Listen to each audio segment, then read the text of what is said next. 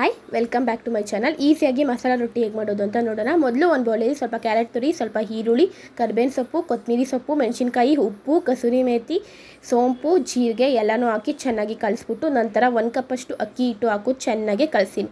ಚೆನ್ನಾಗಿ ಕಲಿಸ್ಬಿಟ್ಟು ನೀರನ್ನ ಸ್ವಲ್ಪ ಬೆಚ್ಚಗೆ ಮಾಡಿಕೊಂಡು ಬೆಚ್ಚಗಿರೋಂಥ ನೀರನ್ನ ಸೇರಿಸ್ಕೋಬೇಕು. ಬೆಚ್ಚಗಿರೋಂಥ ನೀರನ್ನ ಯಾಕೆ ಸೇರಿಸ್ಕೊಳ್ಳೋದು ಅಂದರೆ ತುಂಬ ಕ್ರಿಸ್ಪಿಯಾಗಿ ಮತ್ತು ಸಾಫ್ಟಾಗಿ ಬರುತ್ತೆ ಅಂತ ಉದ್ದೇಶದಿಂದ ತುಂಬ ಸಾಫ್ಟಾಗಿ ಕಲಿಸ್ಕೊಳ್ಳಿ ಅಕ್ಕಿ ಹಿಟ್ಟನ್ನ ಅಕ್ಕಿ ರೊಟ್ಟಿ ಮಾಡೋಕ್ಕೆ. ಈಗ ಬ್ಯಾಟರ್ ರೆಡಿಯಾಗಿದೆ. ಇದನ್ನು ಒಂದು 15 ಮಿನಿಟ್ಸ್ ಬಿಡಿ. ಈಗ ಚಟ್ನಿ ಮಾಡೋದು ಹೇಗೆ ಅಂದರೆ ಒಂದು ಮಿಕ್ಸಿ ಜಾರಲ್ಲಿ 5 ಒಣಮೆಣಸಿನ್ಕಾಯಿ, ಸ್ವಲ್ಪ ಕಡಲೆ, ಬೆಳ್ಳುಳ್ಳಿ ಹಾಕಿದ್ದೀನಿ, ಒಣ ಶುಂಠಿ ಹಾಕಿದ್ದೀನಿ, ಸ್ವಲ್ಪ ಕರಿಬೇವಿನ ಸೊಪ್ಪು, ಸ್ವಲ್ಪ ಹುಣಸೆಹಣ್ಣು, ಒಂದು ಕಾಯಿನ ಚೆನ್ನಾಗಿ ತುರಿದ್ಬಿಟ್ಟು ಸೇರಿಸ್ಕೊಂಡಿದ್ದೀನಿ. ನಂತರ ನಾನು ಇದಕ್ಕೋಸ್ಕರ ಸ್ವಲ್ಪ ಉಪ್ಪನ್ನ ಸೇರಿಸ್ಕೊಂಡಿದ್ದೀನಿ. ನಂತರ ಇಲ್ಲಿ ಸ್ವಲ್ಪ ಕೊತ್ತಂಬರಿ ಸೊಪ್ಪು ಸೇರಿಸ್ಕೊಂಡು ಸ್ವಲ್ಪ ನೀರು ಹಾಕ್ಕೊಂಡು ಚೆನ್ನಾಗಿ ಗ್ರೈಂಡ್ ಮಾಡ್ಕೊಂಬರಬೇಕು. ಒಗ್ಗರಣೆ ಸಹ ಹಾಕ್ಕೋಬೋದು, ನಾನು ಹಾಕ್ಕೊಂಡಿಲ್ಲ. ಇಲ್ಲಿ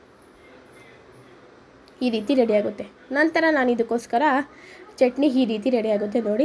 ಇವಾಗ ನಾನು ಏನು ಮಾಡ್ತೀನಿ ಅಂದರೆ ರೊಟ್ಟಿ ಹಿಟ್ಟಲ್ಲಿ ಒಂದೊಂದೇ ಪೋರ್ಷನ್ ಆಗಿ ತೊಗೊಂಡು, ಈಗ ನನ್ನ ಹತ್ರ A4 ಶೀಟು ಯಾವುದೂ ಇರಲಿಲ್ಲ. ಸೊ ನನ್ನ ಹತ್ರ ಇರೋವಂಥ ಆನ್ಸರ್ ಶೀಟ್ನ ಏನು ಮಾಡಿದ್ದೀನಿ, A4 ಶೀಟ್ ಅಲ್ವಾ, ಅದಕ್ಕೆ ಚೆನ್ನಾಗಿ ಎಣ್ಣೆನ ಸವರ್ಬಿಟ್ಟು ಈ ರೀತಿ ಏನು ಮಾಡಿದ್ದೀನಿ, ಫುಲ್ಲು ಎಣ್ಣೆ ಸವರ್ಬಿಟ್ಟು ಈ ರೀತಿ ತೊಟ್ಕೊತಾ ಬಂದಿದ್ದೀನಿ. ನಂತರ ಹೆಂಚನ್ನ ಸಹ ಚೆನ್ನಾಗಿ ಕಾಯಕ್ಕಿದ್ದೀನಿ. ಹೆಂಚು ಸಹ ಚೆನ್ನಾಗಿ ಕಾಯ್ದಮೇಲೆ ನಾವು ಪ್ರಿಪೇರ್ ಮಾಡಿರೋವಂಥ ರೊಟ್ಟಿ ಹಿಟ್ಟನ್ನ ಏನು ಮಾಡಿದ್ದೀವಿ, ತೊಟ್ಟಿರೋವಂಥ ರೊಟ್ಟಿನ ಏನು ಮಾಡಬೇಕು, ಇದಕ್ಕೆ ಹಾಕ್ಬಿಟ್ಟು ಈ ರೀತಿ ನಿಧಾನಕ್ಕೆ ತೆಗಿಬೇಕು. ಆಗ ಸುಲಭವಾಗಿ ಬರುತ್ತೆ, ಯಾಕಂದರೆ ಎಣ್ಣೆ ಹಾಕಿರೋದ್ರಿಂದ ಅದು ಸುಲಭವಾಗಿ ಬರುತ್ತೆ, ಕಚ್ಕೊಳ್ಳೋಕ್ಕೆಲ್ಲ ಹೋಗಲ್ಲ.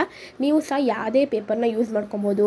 ಪಾರ್ಚ್ಮೆಂಟ್ ಪೇಪರ್ ಆಗ್ಬೋದು, ಬಟರ್ ಪೇಪರ್ ಒಂದು ವೇಳೆ ಇಲ್ಲ ಅಂದರೆ ನಾನು ಹೇಳಿರ್ತಾರೆ A4 ಶೀಟ್ಗೆ ಎಣ್ಣೆ ಸವರ್ಬಿಟ್ಟು ಈ ಥರ ಮಾಡೋದ್ರಿಂದ ಈ ರೀತಿ ರೊಟ್ಟಿ ಈಸಿಯಾಗಿ ಮಾಡ್ಕೊಬೋದು. ಯಾರನ್ನ ಸಹ ಮಾಡ್ಕೊಳ್ಳಿ, 2 ಸರಿ ಫ್ಲಿಪ್ ಮಾಡಿ. Thank you.